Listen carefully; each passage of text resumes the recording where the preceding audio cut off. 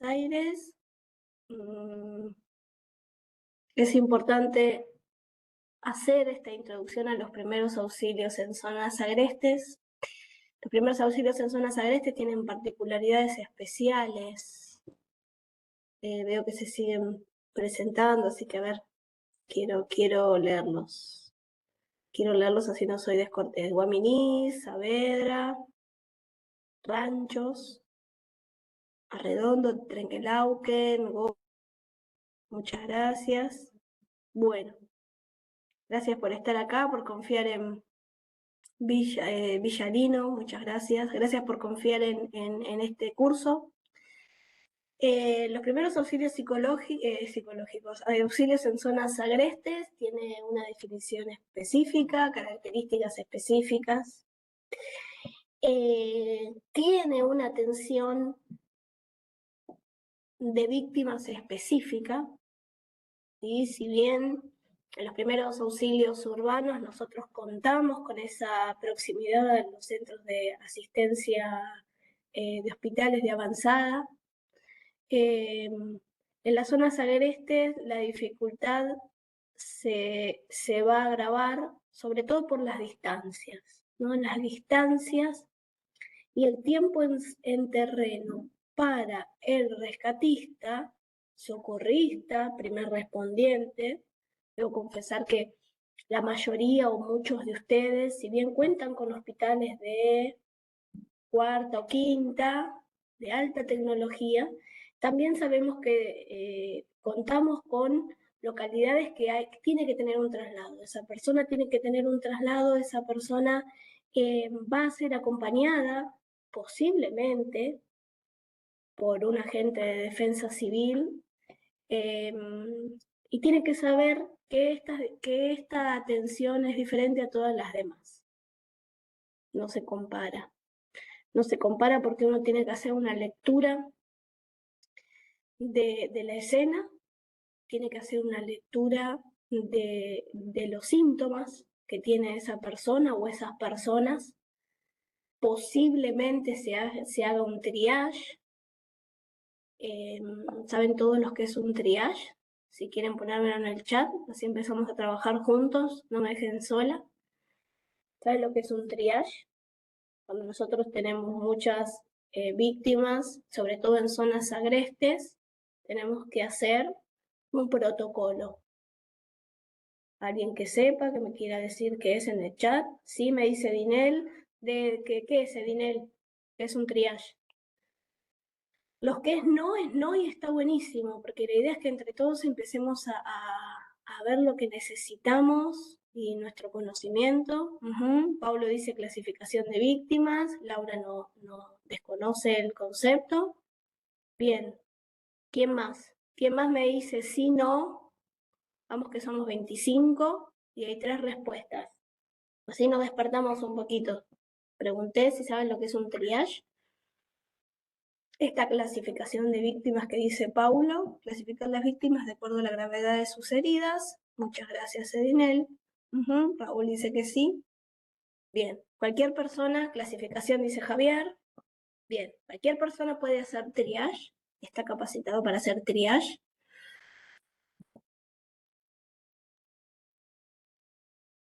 Cualquiera de su equipo lo vamos a mandar a hacer triage. Laura dice, supongo que no. Bien.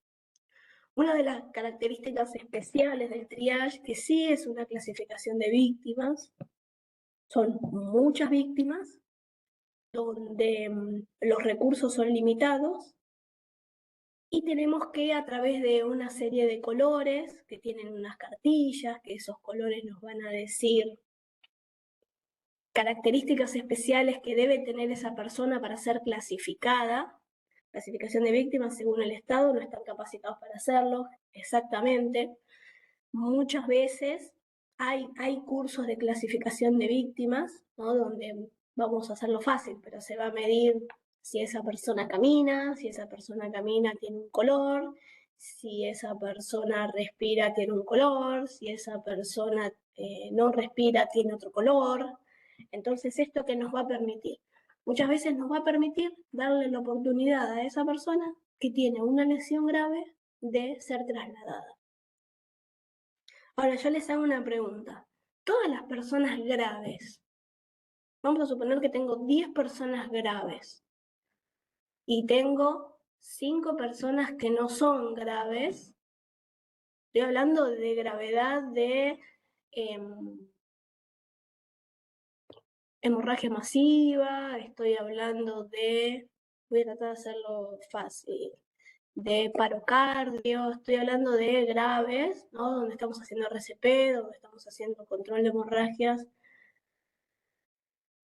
Y tengo 5 personas en amarillo, ¿no? Que no están tan graves, y tengo solamente 5 personas de nuestra defensa civil. ¿Ustedes a quién creen o a quién consideran, así muy por arriba, sin entrar en demasiado detalle, ustedes quién creen que vamos a trasladar? Tenemos 5 horas de traslado, por ejemplo, a los que están muy, muy, muy, muy graves, o a los que sabemos que están en una condición intermedia, que su situación se está agravando. ¿A quién trasladarían? Esto es para empezar a jugar con los conceptos. Todavía no los vimos, pero está bueno empezarnos a meter un poquito.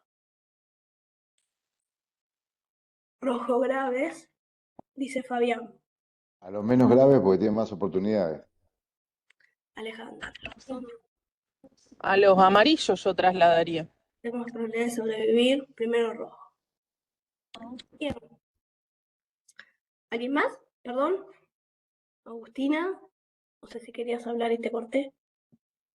Bien. Todo esto es un protocolo y todo esto es criterio y todo esto yo lo voy a poder determinar de acuerdo a la capacitación que tenga el personal. ¿Sí? ¿A quién voy a trasladar? Aquellas personas que por la capacitación y por sus heridas y por la condición que tenga, va a sobrevivir. Cuando yo llegue al centro de emergencias médicas o a las ambulancias o a quien sea y yo entregue a esa víctima, porque hay una diferencia entre víctima y paciente, yo creo que estamos en auxilios psicológicos, pero ahora lo vamos a repetir. Cuando yo entregue a esa persona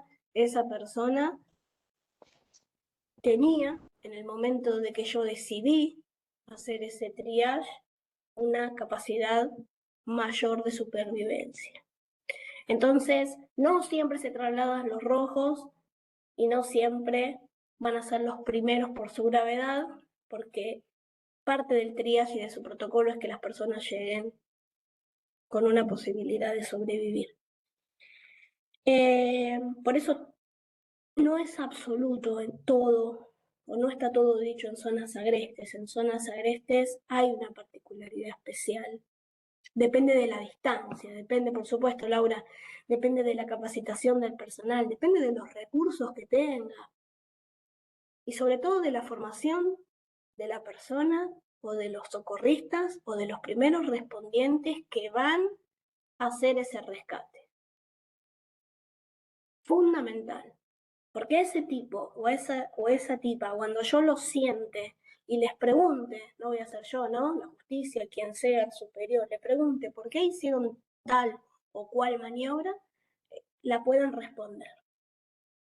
¿Por qué dejaron a 10 personas muy graves y trajeron a 5 o a 10 amarillos? ¿No? Entonces, tiene que haber respuesta. Tengo que tener conocimiento para ello. Sabemos que en Argentina es muy difícil, sabemos que necesitamos muchas veces trabajar con médicos. Digo muchas veces porque no siempre se hace esta simbiosis entre médicos y socorristas. Sobre todo ahora se está utilizando mucho lo que es la telemedicina. Para llegar a la telemedicina nosotros tenemos algunos lugares en Argentina que la están utilizando. La telemedicina es esto de que yo, socorrista, primer respondiente, sin ser médico, estoy formada por un equipo y cuando tengo alguna duda puedo consultar al médico y hacer las maniobras que ese médico sabe que estoy capacitado para hacer. Pero el responsable va a ser el médico. Yo tendré mis responsabilidades también, pero quien tomó la decisión de, perdón, que estoy moviendo la máquina, buenos días Sandra, hacer la maniobra está habilitada por un médico y la voy a hacer. Entonces todo va cambiando, pero sí en zonas agrestes hay muchas particularidades, muchas. Entonces, esto es lo que estábamos hablando. Tenemos que confeccionar protocolos si no los tenemos para esos equipos que son de primera respuesta en zonas agrestes. Zona agreste se le llama a cualquier punto geográfico ubicado a más de 1 hora. Hay algunos libros que nos están diciendo 1 hora/2 de un centro asistencial de alta complejidad. Al menos que tenga un showroom mínimo. Yo viví en una localidad de Entre Ríos donde la salita, que obviamente le decíamos la salita, tenía un showroom, pero no tenía médicos, por ejemplo. Entonces tiene que haber todo un sistema. Tenemos que tener un showroom y tenemos que tener médicos que estén capacitados para atender esa primera emergencia. Por eso yo siempre digo que a la víctima hay que entregarla. Nosotros tenemos que hacer un pase, no nos tenemos que quedar con la persona lesionada, porque justamente nuestra formación de primeros respondientes es responder a esa emergencia para luego ser derivado a quien corresponda. Volvemos para atrás, ya que quedó claro a qué vamos a llamar a una zona agreste. Muchos de sus municipios posiblemente en este momento ya se encuentren en una zona agreste, en una zona rural, y por tal motivo ustedes tengan que tomar las medidas necesarias para que esa persona se encuentre capacitada. Entonces hay protocolos específicos de zonas agrestes, hay botiquines específicos de zonas agrestes y hay cursos específicos para zonas agrestes, donde se hace especial hincapié en el reconocimiento del área, de la escena, que va a ser muchísimo más brutal que una zona urbana, más allá de que si hay fallecidos o no. Poner el cuerpo en una zona agreste requiere de muchísimo más conocimiento y expertise. Tenemos que tener recursos. Los recursos no siempre vamos a tener muchos recursos, porque recuerden que esos recursos los tenemos que trasladar. Entonces tenemos que tener un conocimiento acabado de lo que vamos a trasladar, de lo que sabemos usar y para qué se usa. Y la prevención es fundamental. Si yo hago una buena prevención, los casos siempre van a suceder y ya sabemos que el riesgo cero no existe, pero los casos van a ser menores. Si yo sé que tomo estadísticas o tengo un libro de guardias y sé que en mi parque el 100% de las personas, bueno, es mucho, pero un 20% se cae, o sabemos que, no sé, en una pasarela se hiela, no voy a habilitar ese sendero a las 7 de la mañana. Lo voy a habilitar más tarde. O voy a utilizar algún tipo de material que no permita que las personas se resbalen, ¿no? Que sea antideslizante. Entonces, todo esto es prevención. Yo lo que quiero es que en mi lugar pasen la cantidad de accidentes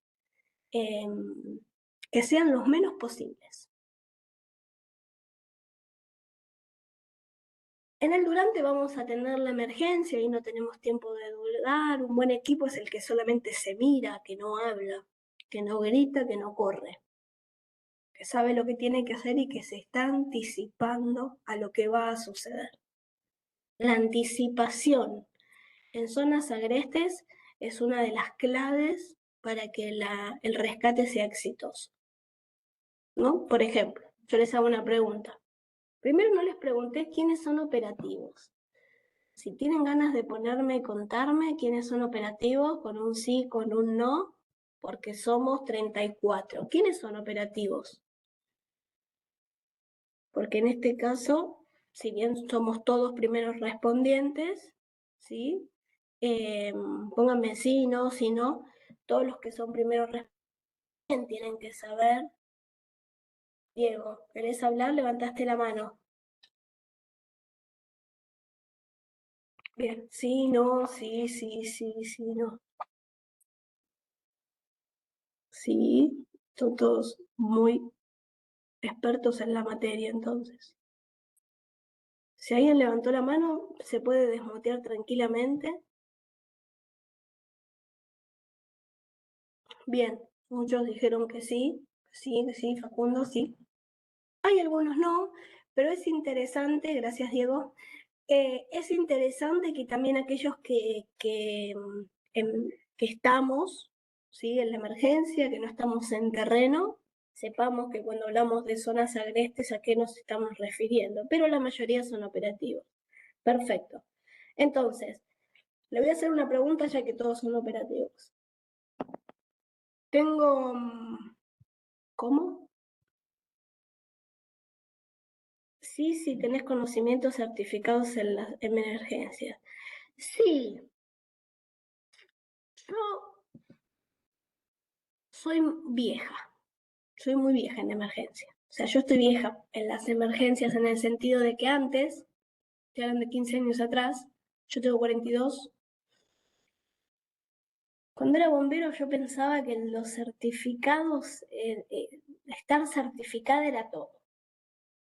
Ahora que certifico me doy cuenta de que el certificado está bueno para hacer currículum, sí, creo en las certificaciones, creo, pero le tengo mucho respeto al que tiene la experiencia en el terreno. Y me di cuenta cuando me metía en lugares donde el que me acompañaba, el vaquiano, el vecino, tenía el conocimiento verdadero de dónde nos estábamos metiendo. Y muchas veces tuve que saber y reconocer de que podía saber un montón, pero era imposible sacar a la persona de ahí, por ejemplo. Así que por más que yo tenga todo el conocimiento en la emergencia, no se podía hacer nada. Me pasó también con mordedura de ofidios, donde la persona estaba en el impenetrable y en la mordedura se tiró aceite caliente. Entonces, o curaba con la palabra. Entonces, nada, fui a dar un curso y ahí comprendí que por más que yo vaya con toda la tecnología y el conocimiento, no iban a cambiar, pero sí era importante que ellos sepan lo que, lo que iba a suceder, ¿no? Lo que hacía el veneno en el cuerpo, que posiblemente tirarse aceite en ese momento había funcionado porque posiblemente no era una especie venenosa, pero qué podía pasar con el aceite caliente. Estaba durmiendo y lo picó en la cintura, para que todos entendamos dónde es, altura de cinturón, y se tiró de ahí arriba el aceite, entonces cayó en toda la pierna, hasta el pie, etc. Lo dejó con una discapacidad, pero no murió. Él me decía, sí, pero no morí por la picadura, él me decía picadura de ofidios. Entonces, ahí con el tiempo te das cuenta cómo uno tiene que adecuarse a la realidad, pero con ese respeto de, bueno, la palabra funciona, se encomienda a la naturaleza, a esta mordedura, y entonces yo decía, bueno, pueden hacer el rezo y las palabras y trasladarlo a un centro de salud, ¿no? Como confluir en esas dos cosas, ¿sí? Y ahí me llevé menos mal con mi frustración y ellos no se sintieron disminuidos en su conocimiento y en su cultura, que es realmente a donde hay que llegar. Pero bueno, siempre con la evidencia científica, ¿no? Y después, cómo nos reorganizamos, analizamos, siempre después de una emergencia tenemos que hacer un análisis de lo que sucedió, con siempre del lado de positivo, nunca del lado de la crítica, y para que el personal no se vaya frustrado. Entonces, hay algunas características que yo le comentaba que son importantes en las zonas agrestes, que tenemos que la atención es limitada y con una respuesta lenta, y muchas veces la primera atención la da el vecino, la vecina, Por eso es importante también hacer cursos a la comunidad, al menos los básicos, que sepan lo que no tienen que hacer y que tienen que llamar.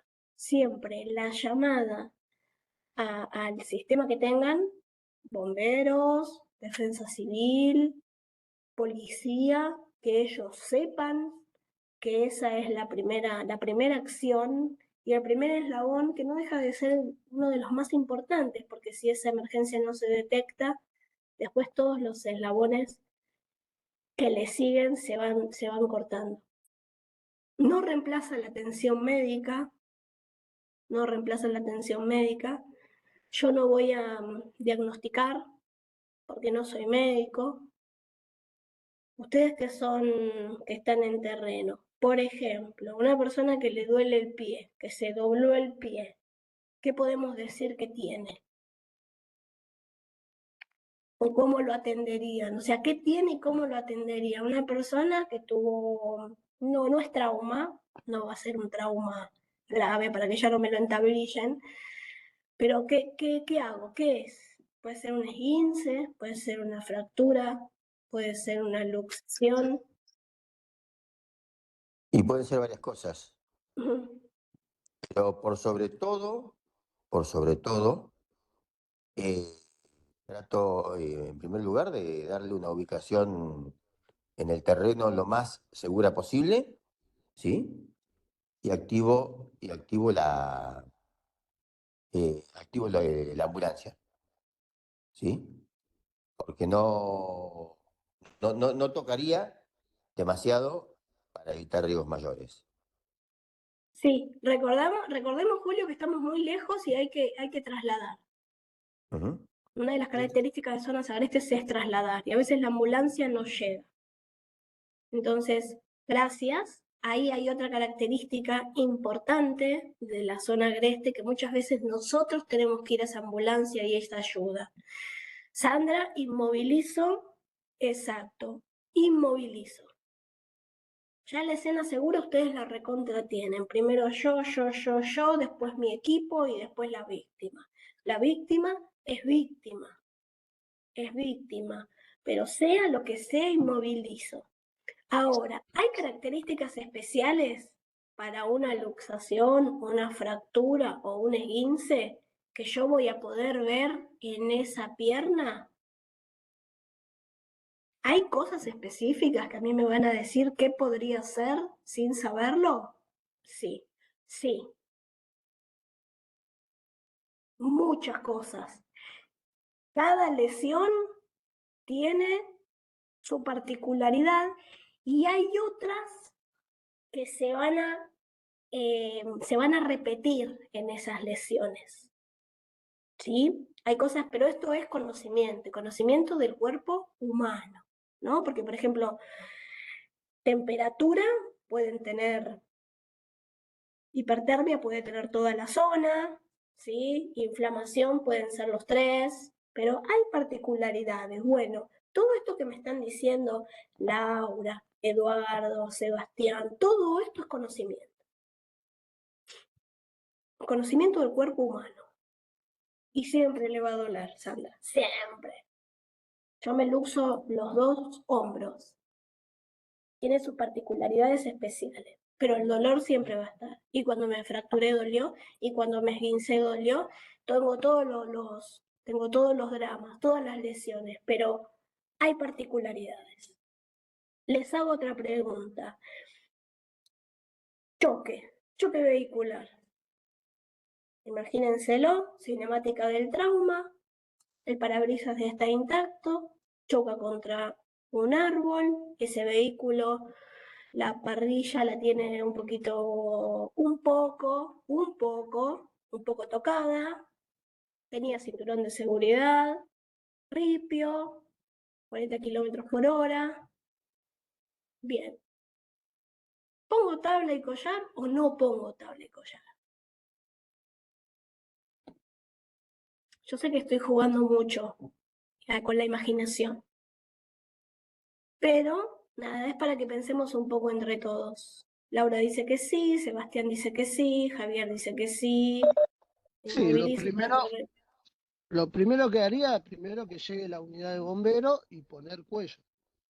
Sí, pueden no llegar bomberos, ¿eh? Estamos hablando de que ustedes son la primera respuesta.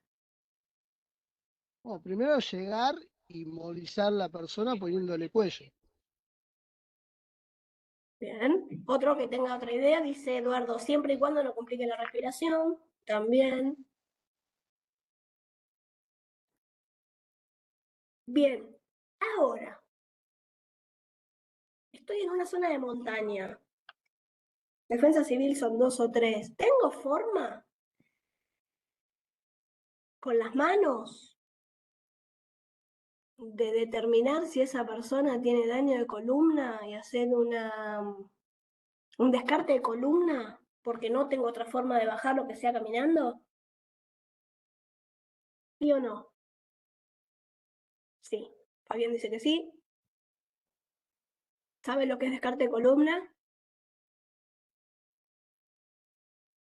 Sí, supongo que sí.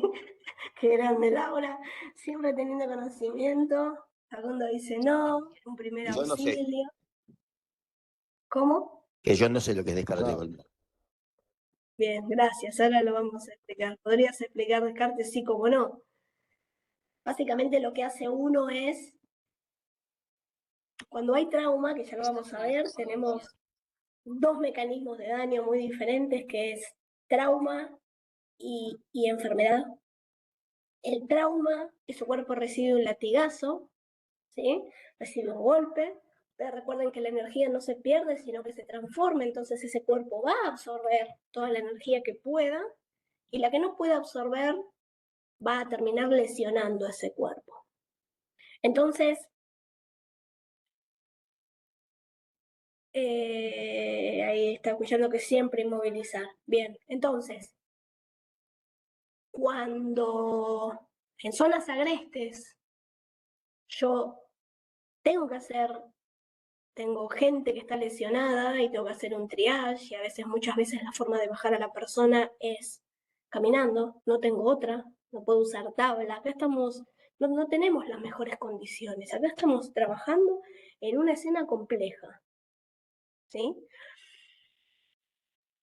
No siempre vamos a poder poner en tabla y collar, no siempre, no siempre. Los más ortodoxos me van a decir, y bueno, vas a hacer una lesión en la médula, pero no siempre vamos a poder. Entonces, se hace un descarte de columna, en este caso es muy específico, pero ¿qué voy a hacer? Rápido lo explico, voy a empezar a palpar desde la cabeza hasta toda la columna vertebral, a ver si hay algún tipo de deformidad, anomalía, dolor, etcétera. Que yo suponga que si muevo a esa persona va a tener una lesión en la médula. Toda lesión en la médula no la vamos a poder solucionar ni en prehospitalario ni hospitalario. Esa persona quedó lesionada para siempre. Entonces, si yo considero que la cinemática del trauma a mí me dice que esa persona tuvo un trauma, pero que las condiciones ambientales, las condiciones de la escena no me permiten entablillar o no tengo tabla y collar, tengo que analizar muy bien ese descarte de columna para que esa persona se pueda mover. No siempre voy a poner tabla y collar, no siempre voy a poner tabla y collar, esto es otro mito también, a veces ha sucedido a personas con un dolor en el pecho y la ponen en tabla y collar, y cuando es trauma y en zona agreste no puedo, tengo que tomar una decisión difícil, que ahora lo vamos a ver en un video. Son decisiones que yo voy a tomar que realmente tienen que estar justificadas. Por eso las zonas agrestes, auxilios en zonas agrestes es una situación complicada, decisiones complicadas y personal capacitado para esto. No voy a mandar a cualquiera. Tengo un tiempo elevado en terreno, extenso. ¿Por qué? Porque si tengo que descartar, tengo mucho tiempo, tengo que tomarme el tiempo necesario. Esa persona no corre riesgo de vida, respira, no sangra. Entonces tengo que tomarme el tiempo necesario. Eso es uno de los problemas que tenemos que tener. Un mal menor por un mal mayor, si no tengo acceso de medios para evacuación. Sí, siempre lo que va a pasar también es cuál es el mal mayor, ¿no? ¿Cuál es el mal mayor? Hay muchos lugares en que los bomberos, no hay bomberos. Tenemos que pensar también en eso, no hay bomberos. Hay lugares que no tienen defensa civil. Nosotros tenemos la suerte de que muchísimas de las localidades de la provincia de Buenos Aires cuentan con defensa civil, pero yo donde vivía no tenía defensa civil.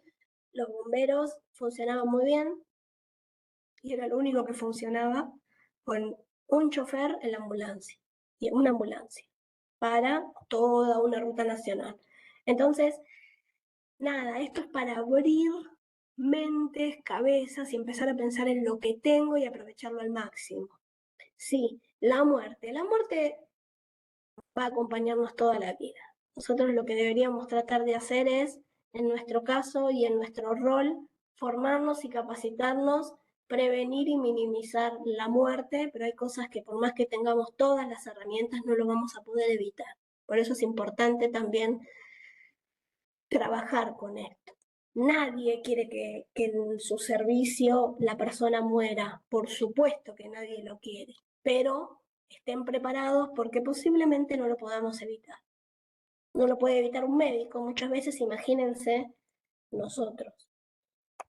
Tenemos la menor cantidad de recursos, pero hay que saber cuáles recursos necesitamos, porque los tenemos que llevar.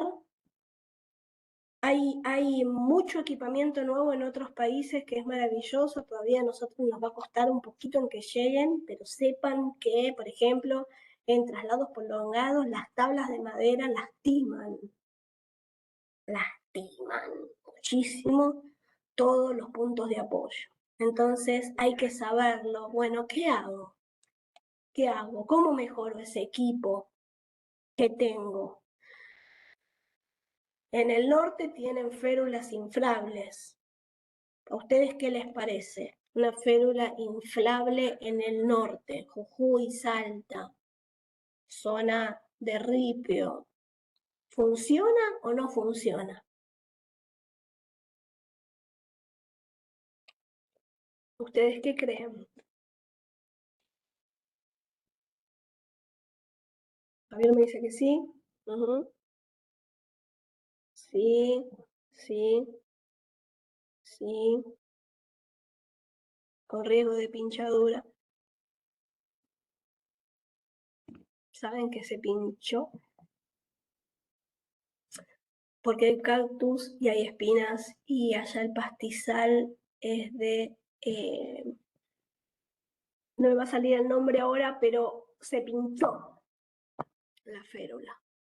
Entonces, y lo probamos a propósito. Hay que saber qué comprar.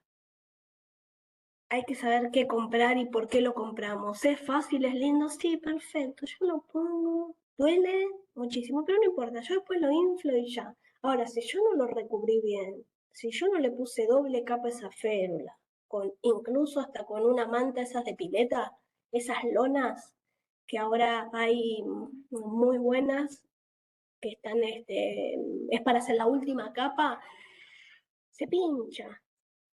Entonces tenemos que pensar cuál es nuestro terreno, no comprar por comprar porque otro lo compró. ¿Sí? Entonces, nada, ¿funcionan? Depende en qué terreno. ¿Sirven para todas las medidas de lesiones?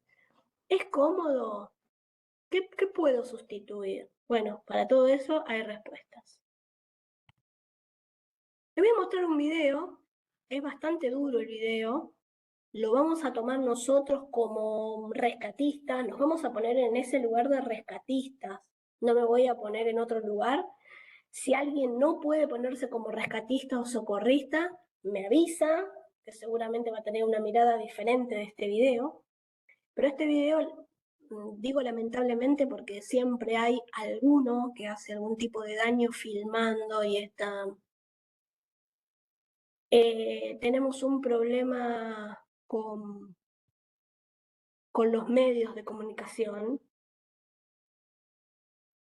no en los medios de comunicación, ya tuvieron la clase, pero no tenemos ese respeto, sacamos fotos con patentes, bueno, hacemos cosas terribles los seres humanos, y no tuvieron la precaución de este video que iba a ser un documento, porque la única forma que tenían para documentar era realizar este video, perdón, em, lo subieron al canal de noticias y nada, mucha gente salió lastimada, pero yo quiero que lo miren ustedes como lo que son.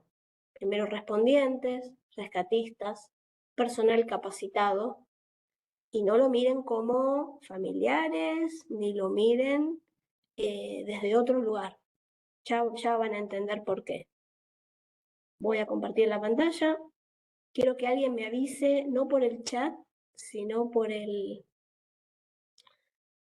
audio, porque no los veo si se ve. ¿Se está viendo el inicio? Por ahora no. No se ve. ¿Está paralizada? ¿Ustedes ven mi pantalla o no? Claro. Bien. Vamos a No compartir. se ve la pantalla, Rosa. Ahí. Ahí sí. Bien. Quiero ver si se escucha. Guárdenme. Vamos a hacer así.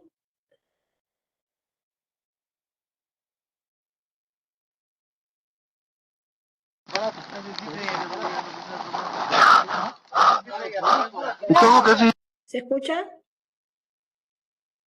Sí, sí. Bien. A 300 metros de la cumbre, eres el guía. No sé, boludo. Puedo subir y ver. No podemos moverlo más. Estamos muy cansados. Está nevando muy mucho. Estamos sobre el glaciar. Ahí lo tenemos. Hemos intentado de todas formas. Son 400 metros, hemos subido 100.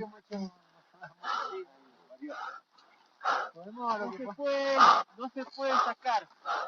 No se puede sacar. Nos estamos helando. Nos quedan 400 metros a la cumbre y él no se mueve.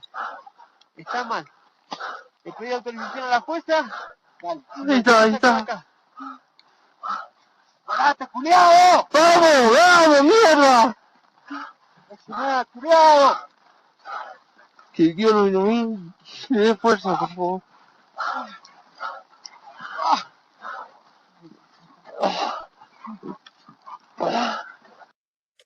Bien.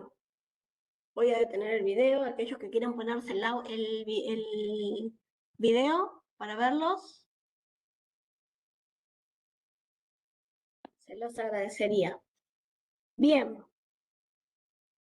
¿Qué opinan? Silenciar. No me alcanzo a hacer una idea de qué es lo que estaba pasando. Es decir, era un traslado, sí, pero al no poder verlo, no me alcanzo a hacer una composición en tiempo y espacio de lo que realmente estaba sucediendo. Bien, ¿a todos les pasó lo mismo? Porque lo explico. Sí, fue muy comentado ese tema en televisión. Buen día. Era Bien. unos rescatistas que habían ido, obviamente, a rescatar a alguien en una cumbre y le sucedió eso, ¿no? Que no pudieron rescatarlo. Llegaron un momento, filmaron, porque llegaron a una situación extrema y bueno, lo dejaron ahí. Bien, Jorge, ¿hace cuánto que te dedicas a esto? Y ya hace 30 años. Bien. ¿Alguien más? Acá se estaban arriesgando todos, dice Mariana. ¿Alguien más que opine como Jorge? Yo por lo que dice el documento, el video, dice, estamos a 400 metros de la cumbre. No lo podemos llevar más. Yo entiendo que lo están llevando hacia la cumbre. No lo están llevando hacia la atención más próxima. No, yo entiendo que lo estaban bajando de la cumbre, si mal no me equivoco. Pero Ah, bueno, bueno, yo por eso, no está claro en el video. yo porque no está todo el video completo, no está sacado una partecita nada Claro, más. claro. Jorge, Ok, vos cállate. bueno. Bien, el resto, Jorge sabe.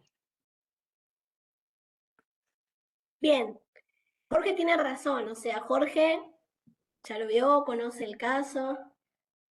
Jorge, me vendrías bien para hacer la práctica, mira. ¿Dónde sos? Te tengo lejos. Bien, entonces, ¿qué sucedía en este video? Tenemos que primero ver la escena. Estaban a muchísima altura. ¿Qué pasa en la altura? ¿Qué sucede con el cuerpo en la altura?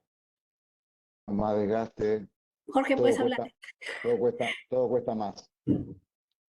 Sí, te falta Todo oxígeno. Todo es complejo.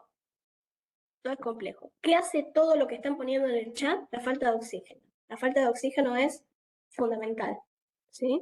La falta de oxígeno, no hay un intercambio gaseoso en el cuerpo, en donde el cuerpo, el cerebro se encuentre oxigenado. Ustedes saben que el cerebro necesita oxígeno. Ya cuando tengamos algún presencial vamos a ver cuántos milímetros necesita, etcétera, etcétera. Pero lo que ustedes tienen que saber es que la falta de oxígeno y el terreno era extremo. Bien, ¿qué tenía que hacer la persona, los rescatistas que eran compañeros de él? Porque él era un guía de montaña. Que lo previnieron de que tenía que bajar. Y este guía decidió seguir. No estoy justificando las decisiones del guía, pero digo, ¿hubo una prevención? ¿Hubo un aviso previo? Sí. Él, por su experiencia, decidió que no era tan urgente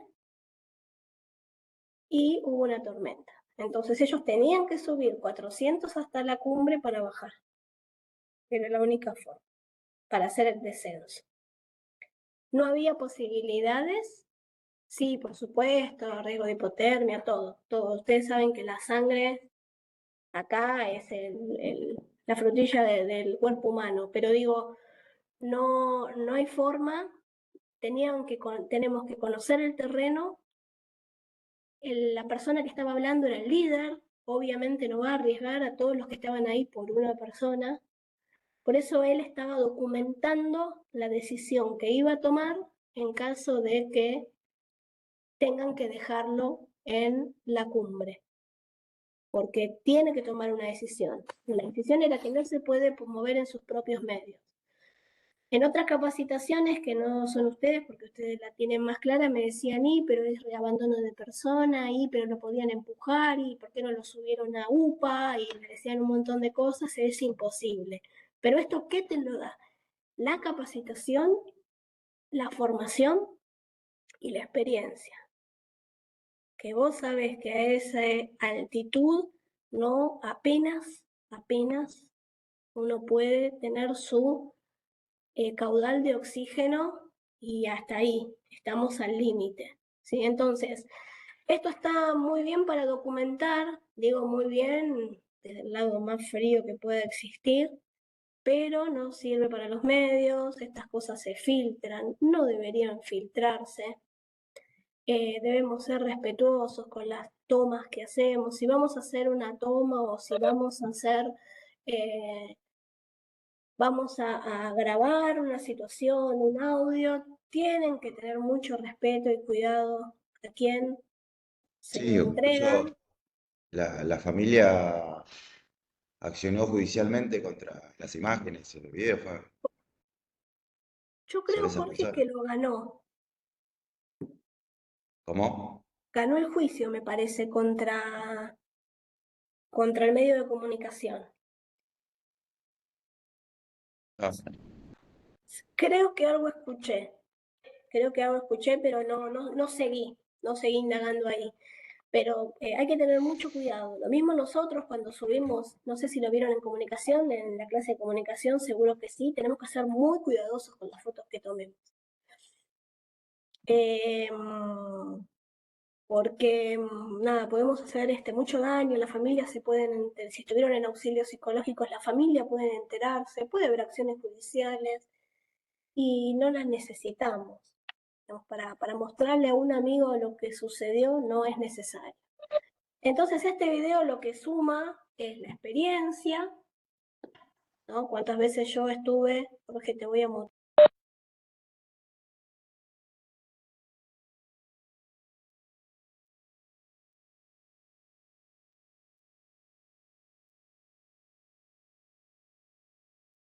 Silenciar. ¿Te muteaste, Florencia? Estás muteada, Flor. Porque no les quería contar no les quería contar todo, quería poner un secreto. No, mentira. Bien, entonces hay que tener experiencia en terreno. Sí, lo quise mutear a Jorge de mala y me muteé yo. Esa gente era experimentada, vieron que tenían una mochila. ¿Cuánto debería ser los kilos que deberíamos transportar? Los que tienen experiencia.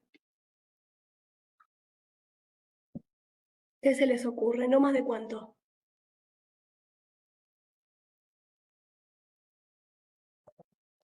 No más de 4 kilos, a mi entender.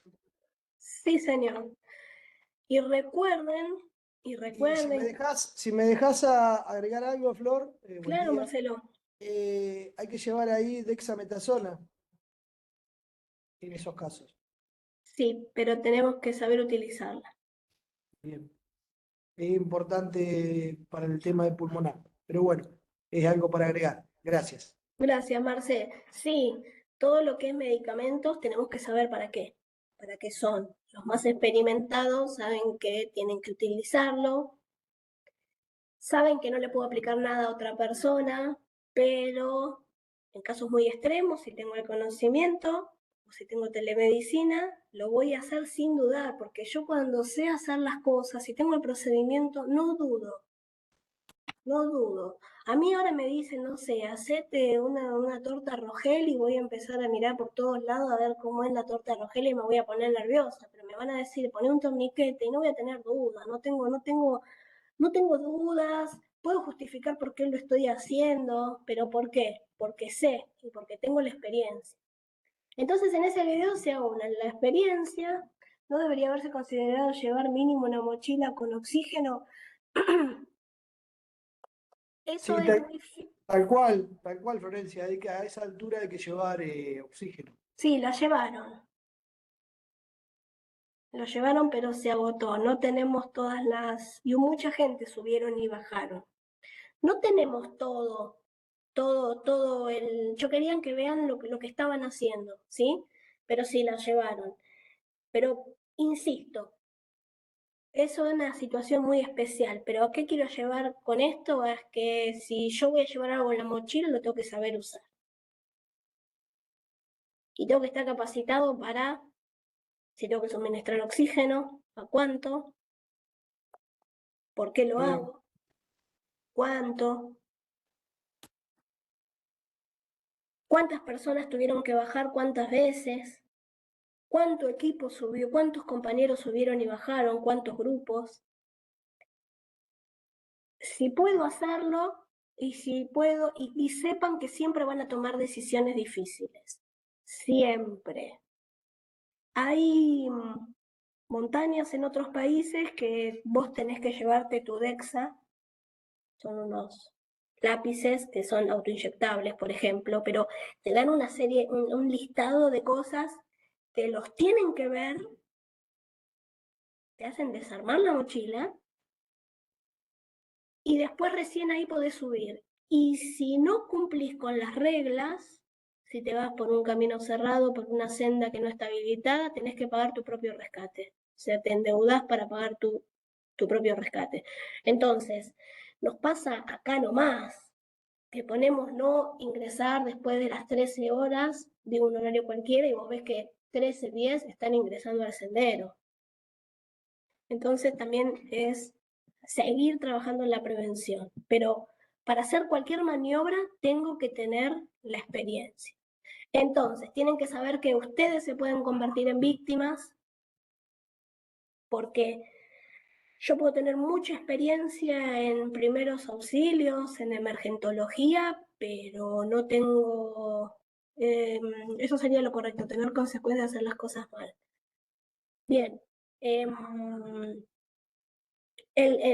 terreno es diferente, si voy a necesitar más cantidad de líquido para hidratarme, que si estoy a 30 minutos del rescate, ropa adecuada, en capas, ¿sí? En capas me refiero a que si hace mucho frío tengo que tener muchas capas para ir retirándome las capas Y cada capa de ropa va a ser va a producir algo diferente en nuestro cuerpo. Hay algunas que nos dejan respirar, otras que no, otras que se secan más rápido, otras impermeables al agua. El mundo de las zonas agrestes es maravilloso y muy amplio.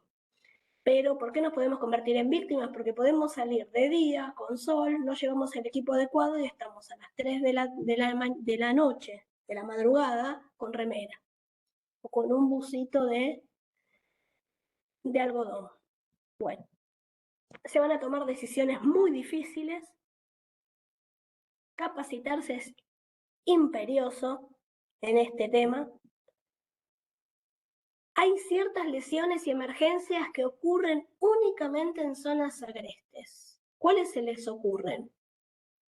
Ustedes que saben y que la mayoría es operativo, ¿cuáles pueden ser esas lesiones que solo ocurren porque estoy afuera, porque estoy al aire libre?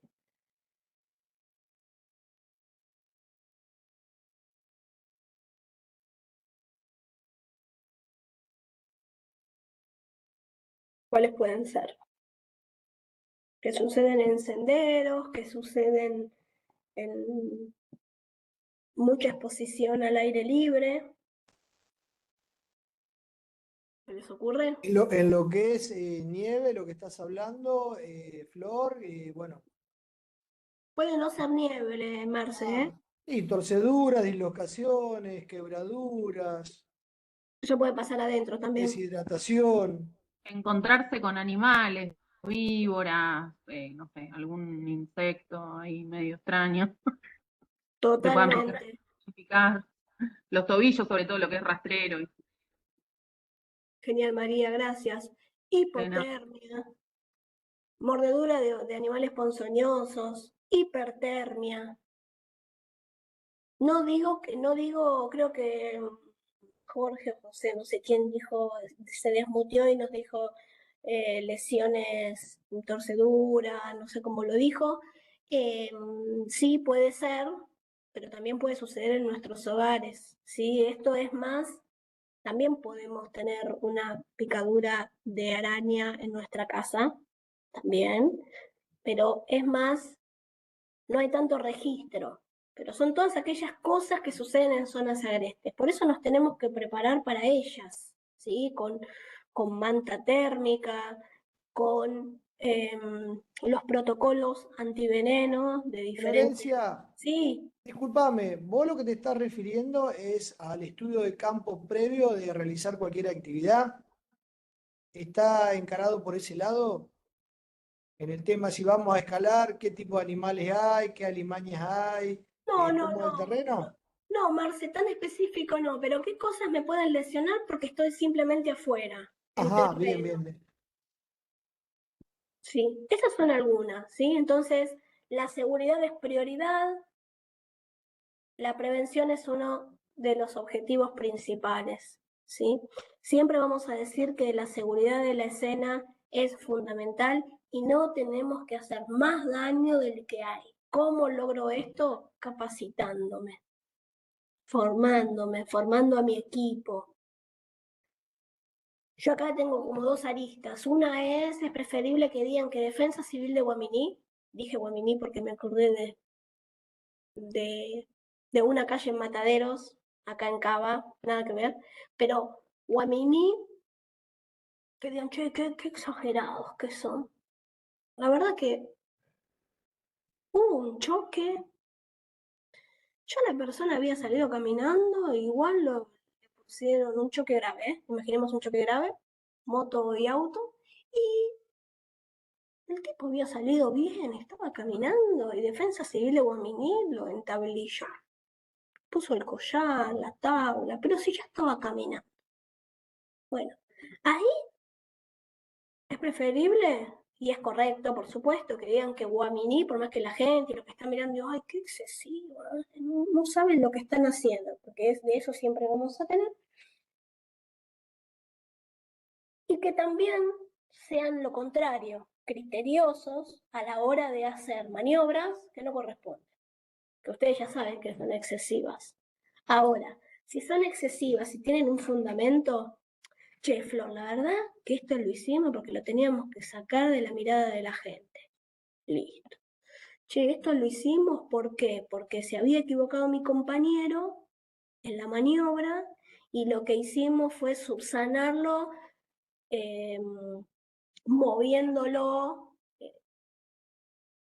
a 20 metros. Digo, para todo lo que hagan ustedes tienen que tener una respuesta convincente, clara y bajo evidencia científica. Siempre. Ustedes seguramente ya la tienen. El tema es Ayer que a nos veces... pasó, ¿Cómo, Julio? que ayer nos pasó a la tarde.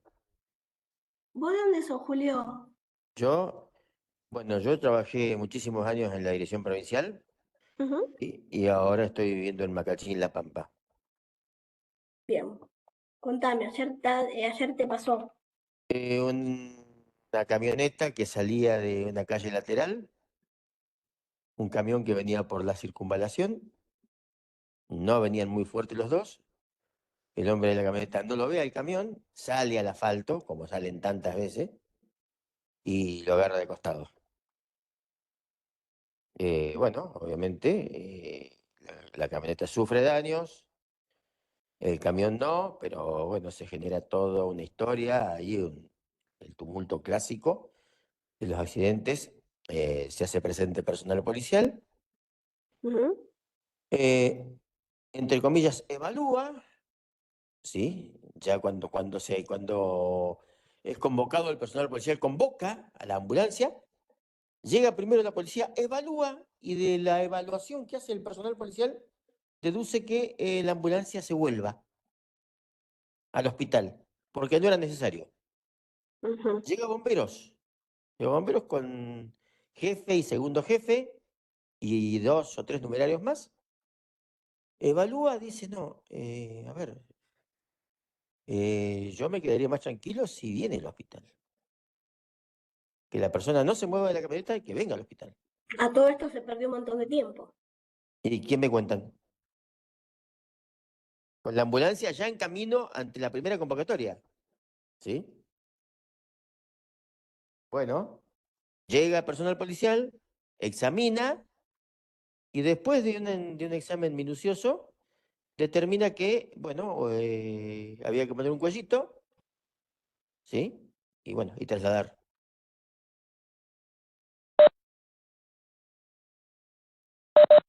Bueno, esto les va a pasar siempre. Siempre, siempre, siempre. Por eso creo que es importante también, como lo veníamos hablando con José, nuestro instructor del sistema comando, esto, de empezar a trabajar en conjunto con las demás instituciones. Que Defensa Civil sea quien da la posibilidad, que yo sé, estoy hace muy poco en Defensa Civil, pero veo una camaradería y veo como una hermandad entre todos ustedes, que yo te presto, yo te doy, vení que lo hacemos juntos, que no lo había visto, la verdad que no. Yo trabajo en sistema nacional y es completamente diferente, ¿no? Entonces, pero veo que entre ustedes se trabajan juntos, sean ustedes quienes empiecen a armar talleres de trabajo en conjunto, o empiecen los que están a cargo de las defensas a hablar con otros jefes de bomberos, de policía. Muchas veces por nuestro rol, las personas se especializan en diferentes ámbitos. Entonces, el de policía, si es seguridad, no digo que no tenga idea de primeros auxilios, pero quizás bomberos, que se dedica a eso, tenga un poco más, y ustedes, que pueden ser eh, quienes estén ahí coordinando, porque posiblemente es falta de conocimiento. Entonces, nada, sean bandera de estas necesidades que a medida o no, quizás no lo necesitan, lo tienen, pero tomen todo lo que vayan necesitando de este programa y de la disposición que hay desde la dirección para mejorar. La idea es mejorar. Y les puedo asegurar que lo que voy a hablar por mis superiores, es que ustedes no la pasen mal. Estoy convencida de que estos programas de capacitación y fortalecimiento es primero para que ustedes no la pasen mal en ese momento y tengan todas las herramientas para poder ayudar a su comunidad. Estoy seguro que sí. Entonces, primero me voy a presentar, ya lo hemos hablado en el curso anterior, quién soy, no demasiado porque esa persona está en shock, sepan, pidan consentimiento. No abandonamos la situación siempre y cuando no corra peligro nuestra vida o la vida de mis colegas. Y ahí tenemos siempre, estamos en el medio, ¿no? Porque nosotros debemos y podemos y es nuestro rol y es nuestra responsabilidad. Y después perdemos vidas, se pierden vidas innecesariamente por negligencia, ¿sí? Y esto, no hacer acciones que no estén acorde a nuestro conocimiento. Esto también lo hablaban mis colegas, ¿no? Hacer hasta donde yo pueda hacer, sé hacer, pero siempre activando el sistema de emergencias, el sistema que a mí me avala, que a mí me acompaña, porque nadie puede hacer las cosas solo. Esta es otra cosa de las emergencias que tenemos, que es una gran preocupación mía en lo personal y de muchos colegas, es que somos islas y en las emergencias no se trabaja en islas. No podemos trabajar como entidades solas porque nuestra expertise está abocada a una acción y hay muchas personas que ya la tienen clara en otras, están capacitados en otras. No quiere decir que yo desconozca lo que están haciendo y que no me importe y que no colabore, pero que si hay personas que están, como Jorge creo, 20, 30, 40 años formándose, ¿para qué voy a crear la pólvora si ya Jorge la descubrió? ¿No?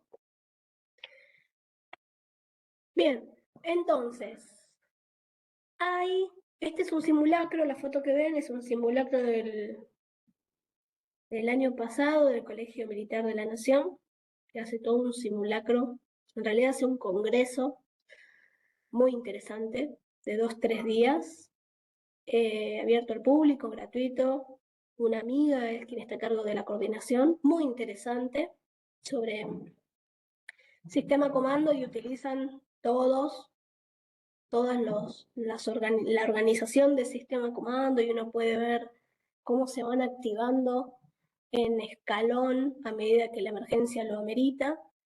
La escena tiene que ser segura, siempre, lo vuelvo a insistir, porque después tenemos compañeros lesionados por esta falta de, no son precavidos a la hora de ingresar a una escena, por esto de que lo tienen que hacer, de que ellos pueden, de que ellos saben. Y hay una persona que el otro día dijo, yo no me subiría a una ambulancia o a una autobomba ni a un camión si no supiera que mi compañero tiene miedo. Entonces, nada, el miedo nos da alerta de las situaciones de peligro. Mecanismo de daño hay dos, vamos a dividirlo en trauma y en lesiones, que ya los hemos visto. Trauma es esto que decíamos, que el cuerpo ha sido golpeado, va a tener características especiales, en una primera instancia la persona no la voy a mover, en una primera instancia, siempre y cuando la escena sea segura. Si la escena se convierte insegura, voy a tener criterio y voy a decidir si la muevo, qué voy a lesionar, cómo la voy a mover, pero hay dos opciones. O me retiro y la dejo, o la retiro de la forma más apropiada con las herramientas y elementos que tengo y a la hora de que me pregunten qué fue lo que pasó, lo puedo explicar. Y después tenemos las enfermedades. Las enfermedades pueden ser enfermedades que la persona ya traía consigo y se manifiesta por este estrés que está transitando en ese momento, que se empiezan a habilitar todos los sistemas de compensación.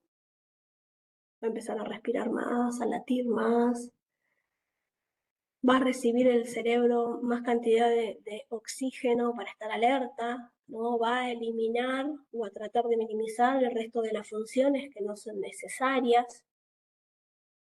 Por ejemplo, el sistema digestivo, no sé si lo dije en este curso o no, pero una persona que nosotros la encontramos, ¿no? Que esa persona hizo sus necesidades encima, ¿no? Se defecó y se orinó y vomitó. ¿Qué nos quiere decir en un principio? Si vemos que esa persona, en una primera instancia, vemos que expulsó toda la cantidad de líquido de su cuerpo. ¿Es grave o no es grave? Silenciar. Y sí, en cierta forma sí. Grave. Está queriendo la Alejandro presión Saavedra seguramente. detiene el video. Tengo... Florencia Sí, Rosa algo. Cafril inicia el video. Hay alguien que está hablando de atrás. No, Sí. perdón. Es mi dispositivo especial para ciegos que no lo puedo silenciar. Ya me muteo, quédate tranquila. Gracias, Julio. Bien, entonces, es grave. Es grave. El cuerpo lo que está haciendo es diciendo, bueno, mira, yo tengo que compensarme y usar toda mi energía, toda la sangre, toda la temperatura en la tríada vital. Tríada vital es cerebro, corazón y pulmones, que es lo que nos va a mantener vivos. Entonces, todo lo demás afuera. Que no trabaje el sistema digestivo, que no trabaje el sistema urinario, nada. No quiero que trabaje nada, no quiero que todo esté concentrado en mantener viva a la persona. Entonces, muchas veces, y esto es solo un ejemplo, ese cuerpo, con la impresión general, que es el cuarto ítem de este análisis de escena, nos va a hablar. Yo todavía, imagínense que en la escena todavía no toqué a la persona. No me acerqué, la estoy viendo de lejos. Se eleva tórax, está gritando, se nota una hemorragia masiva, hay una hemorragia masiva, está respirando con dificultad. La escena me está diciendo que hubo un choque, una escalera, hay una máquina, hay una posición específica de la persona, posición prono, supina, para arriba, para abajo. No toco a la persona. La escena, que es el momento previo a ingresar, tiene que ser bien analizada y tengo que llamar. A veces, si es muy grave el evento, voy a llamar previo, y si es chico el evento con 1 o 2 víctimas y tengo asegurada la escena, voy a estar llamando en el mismo momento o está llamando otro con las indicaciones que yo le estoy dando.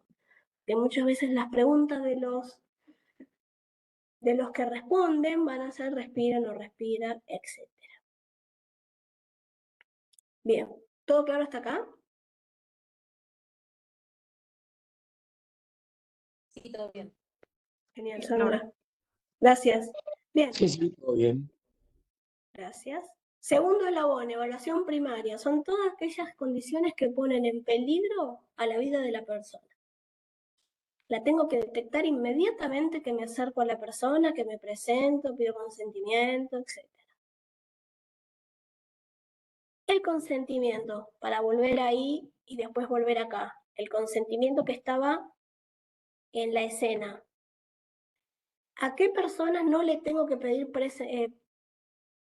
¿a qué personas no le tengo que pedir permiso para atenderlas? ¿A cuáles son esas personas que yo directamente, si la escena es segura, la voy a atender? Voy a intervenir, me voy a meter. ¿A cuáles? Los que están inconscientes. Perfecto. Bien, Alejandro. Inconscientes, sí. A la víctima, sí. Sí, todos son víctimas. A los que no pueden responder, bien. A las personas inconscientes. ¿A quién más?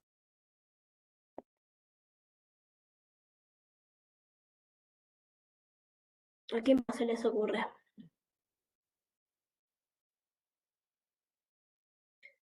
Un niño que no esté acompañado por un adulto. Un niño, exactamente, que no tenga un adulto tutor de referencia, lo voy a atender, gracias Sandra, y a las personas con discapacidad también las voy a atender. Siempre y cuando, por supuesto, su discapacidad no tenga que ver con el habla, ¿verdad? Que me esté pidiendo ayuda, pero que no pueda hablar. Laura, en caso de accidente se actúa. Sí, pero si la persona está consciente y te dice no quiero que me atiendas, ahí tenemos que activar policía y no voy a atender a quien no quiere ser atendido. Nosotros también tenemos límites. Si la persona no quiere que la toque, que no quiere que la toque, que no déjame, hay que llamar a quien nos sigue en esa cadena o intentar convencerla. Si tenemos las herramientas para convencerla, conversarla. Pero si esto no supera, tendremos que llamar a la seguridad y que ellos se encarguen. No siempre vamos a poder solucionar todo. Esto ya lo vengo diciendo desde la clase de auxilios psicológicos. Es muy importante saber hasta dónde. Perdidos en tiempo y espacio, a veces la situación lo amerita. Estado de confusión, solucionar lo antes posible el problema. Sí, alerta menos, ¿sí? Personas que están alerta menos, que realmente no saben dónde están, que les preguntas el nombre y te dicen manzana, mi casa, la luna. Ahí ya sabemos que no están alertas. Entonces, volviendo acá, vamos a tener 3 condiciones, ¿sí? Que ponen en peligro, las más graves, pero que ponen en peligro la vida de las personas. Y hay una regla mnemotécnica, X, A, B, C, D, E. Calculo que la habrán escuchado. ¿Escucharon el X, A, B, C, D? ¿Sí, no? Yo sé que es mucha información en poquito tiempo. No. Pero... No, para nada. Bien. El XABDE es un protocolo fundamental para hacer la atención de la cadena de víctimas, donde la X es lo que primero voy a atender es control de hemorragia masiva, una persona que se muere, que se desangra masivamente, se va a morir entre 3 a 5 minutos. Así que detengo hemorragia masiva. Esa es la X. Me voy a acordar de la próxima de ponerlo en una diapositiva. Después tenemos la A, apertura de la vía aérea. Yo ya detuve la hemorragia masiva y voy a hacer una apertura de la vía aérea, que puede ser maniobra frente-mentón, y si fue trauma, subluxación mandibular. Subluxación mandibular hay que practicarlo, se entrena. Donde yo voy a luxar, la mandíbula para que haya una apertura de la vía aérea sin extenderlo. Porque si es trauma y hago esto, estoy haciendo más daño. B larga, porque está en inglés, pero es ventilación. Veo si la persona respira. Una persona X que sangra masivamente o que no respira, se muere en minutos. Voy a hacer todo lo posible para que esa persona respire. C, circulación. La sangre tiene que estar circulando y no tiene que haber hemorragias ocultas. Si hay hemorragias ocultas, tengo que ver que no sean lo suficientemente graves como para que esa persona se muera. D, déficit neurológico. ¿Cuán dañado está neurológicamente esa persona? ¿Responde, no responde? ¿Está ubicada en tiempo y espacio, no lo está? Y la E es expongo del medio, lo saco del medio. Toda persona lesionada va a entrar en hipotermia. Por eso toda persona lesionada hay que abrigarla, salvo que sea hipertermia. Hipertermia es al revés. Tiene mucha temperatura interior basal que tengo que bajar. pero toda persona lesionada entra en hipotermia. Por eso hay que abrigarla, de arriba y de abajo. Es una cebolla. La tengo que sacar del medio, porque si no voy a estar perdiendo por contacto con el piso temperatura, y la tengo que tapar del exterior porque por el viento puedo estar perdiendo, o transpiración, puedo estar perdiendo temperatura. Entonces, X, A, B, C, D, E es una regla fundamental para la atención de víctimas que se encuentran lesionadas. ¿De dónde viene? Del March, que es para militares. El X, A, B, C, D, E es para civiles. Se adecuó esa regla, que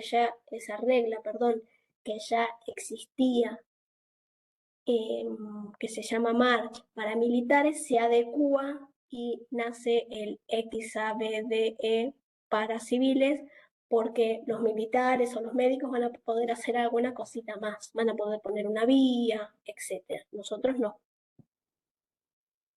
Entonces, en la evaluación de la víctima, nada, tiene que ser muy rápido todo esto que les estuve explicando, muy rápido, no más de 30 segundos, esto quiere decir que estoy muy entrenado, que ya me habla y ya tengo el déficit, que me está hablando, por lo tanto respira, que hago una evaluación rápida física y no está sangrando, es todo, y ya inmediatamente cuando quise revisar la espalda y no fue trauma, inmediatamente ya cuando volqué a la persona como está en la foto, que hay una persona boca arriba y abajo hay una lona, ya la expuse del medio, ya la saqué del frío del piso.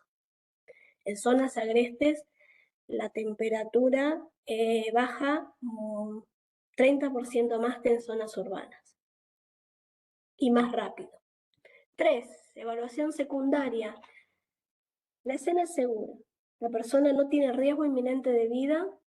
Si tenía algún tipo de riesgo ya lo traté, y acá en la evaluación secundaria tengo más tiempo. La ayuda va en camino o yo voy a la ayuda. Entonces voy a hacer todos los procedimientos para tomar signos vitales, anticiparme a lo que pueda pasar. Si necesito trasladar, voy a trasladar con los elementos que tengo correctos para trasladar. En una tabla se está usando ahora, y es lo último, las tablas de vacío, el colchón de vacío, perdón, donde para que se imaginen es como si se metieran en una bolsa de dormir y los empiezan a inflar y adentro hubiera bolitas que los dejan duros así. Bueno, no se pueden mover, es como si se metieran en una bolsa llena de bolitas de las que los chicos usan en los peloteros, pero más chiquitas, que no permiten moverse a través de inflado, etcétera. Pero se está usando eso. ¿Por qué? Porque el elemento se adecua a la lesión de la persona y no al revés. Acá el cuerpo lo tenés que meter en la tabla, te guste o no te guste, lastimes o no lastimes, en vez el colchón de vacío es al revés. Y nada, voy a hacer el traslado. Traslado que puede ser de horas y en muchos casos ha sido de días. Ojalá que nunca tengamos que trasladar a nadie muchos días. Y el cuarto es la evacuación, ¿no? ¿Cómo la voy a trasladar? ¿Cómo es la mejor forma de trasladarla? ¿Cómo voy a hacer esa rotación de equipo para minimizar las lesiones en el socorrista también? No es lo mismo llevar a una persona en tabla con la mano derecha durante 1 hora que 15 minutos. Voy a lesionar, la víctima ya está lesionada, tengo que tratar de que esa evacuación sea lo más segura para los socorristas, los primeros respondientes. ¿Qué elementos tengo? ¿Cómo se levanta la tabla? ¿Cómo se baja? Si es una evacuación en el helicóptero, ¿cómo es lo apropiado? ¿Por dónde ingreso? La evacuación tiene muchísimos protocolos, muchísimas aristas, dependiendo de dónde se realiza esa evacuación. el terreno sobre todo. Y la cadena de atención de víctimas, donde primero es la escena, todas las acciones previas que yo voy a hacer antes de ingresar y tocar a la persona. La evaluación primaria, todas aquellas condiciones fatales. Hemorragia masiva, oxígeno, falta de oxígeno, paro cardio y la hipotermia. La hipotermia es una de las condiciones más olvidadas y más subestimadas, pero una persona que baja su temperatura, va a empezar a lentizar todo lo que hace el cuerpo, ¿sí? Entonces eso puede llevar a la persona a un paro cardiorrespiratorio. Parece una pavada. Sí. ¿Alguien me habló? Bien, entonces, y la evacuación, ¿sí? La evacuación y evalúo sí cómo planifico esa evacuación. Yo sé que es mucho, que son cursos de socorrista, pueden llegar a ser de 12 días interrumpidos, donde se ven muchas temáticas, porque cada temática es importante. Todo lo que es cuerpo humano, todo lo que son los métodos de traslado y evacuación, todo lo que es botiquines, todo lo que es cómo intervengo con una víctima, qué respira, qué no respira, tipo de trauma, RCP, uso de desfibriladores, manejo de lesiones, limpieza de heridas. Otra de las razones potencialmente importantes es las heridas abiertas, porque tiene más riesgo de infectarse, y una herida infectada en zona agreste es muy complicada. Y porque haya nieve o porque el video se haya sido con nieve, no quiere decir que las personas no puedan sufrir hipotermia en Buenos Aires. Eso ya lo recontra saben. Sobre todo en sus zonas, ¿sí? Que son alejadas de las grandes ciudades, muchas de ellas. Entonces, si hay alguna pregunta, algo que haya quedado, sé que en una hora y media no podemos dar 100 horas, un poquito más, pero no sé si llegó claro, si hay algo que quieran consultar. Sé que hay mucho para discutir de estas zonas agrestes. Mucho aprendizaje. Es un desafío la zona agreste. Es un desafío. Hay que prever muchas cosas, mucho equipamiento que va a deteriorarse en una noche al aire libre. Parece una pavada, pero si tenés el handy al aire libre, bueno, ya saben lo que pasa con las pilas. No llevaste pila de repuesto y te quedaste sin comunicación, te quedaste sin iluminación. Personal capacitado, personal abrigado, personal con buen equipo personal. Eso también es fundamental para que esa persona pueda estar abrigado cuando llueve, por ejemplo, que no entre en hipotermia. Un personal puede entrar en hipotermia, sí, puede estar congelándose y lo peor que hacen a veces es sacarse su equipo para dárselo a la víctima. Esa es otra de las cosas que no deberíamos hacer, porque estaríamos arriesgando también nuestra vida. Pero bueno, ustedes tienen mucha experiencia en terreno, espero que algo de esto les haya servido para su trabajo diario. Acá dice, este protocolo que mencionás es muy similar al March. Claro, ¿yo qué dije? Dije otra regla memotécnica, es el March, ¿sí? Que después se deriva otro que es PAWS, pero sí, es el March. March es para militares y este protocolo es para civiles. Bueno, gente, no sé si alguien quiere hacer alguna pregunta. Damos por finalizada el encuentro. Ojalá que algo les haya gustado y puedan utilizarlo para su